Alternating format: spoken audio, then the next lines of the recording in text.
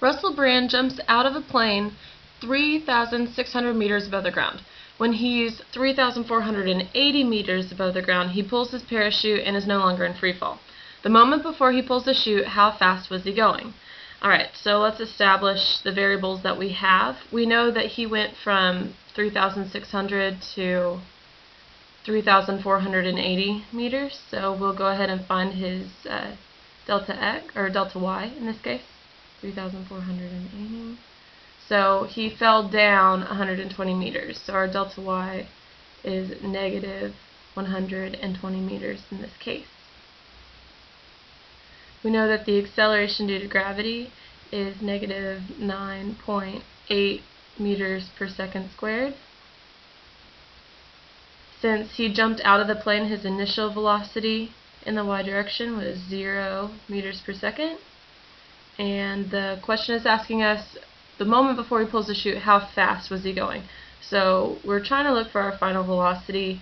We don't have time, don't need time. We'll use the formula without time, which is this bottom one over here. So we go ahead and write this out. Final velocity squared equals initial velocity squared plus 2a delta y in this case. So our final velocity is what we're looking for. Our initial velocity is 0, and 0 squared is still 0. 2 times negative 9.8 times negative 120. So we'll go ahead and plug this in. 2 times negative 9.8 times negative 120, and because we have two negatives in there, we're going to get a positive answer. So our final velocity squared is equal to 2,352.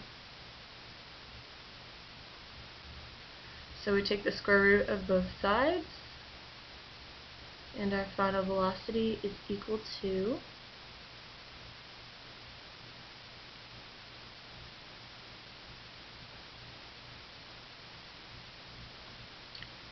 48.49 or 48.5 meters per second.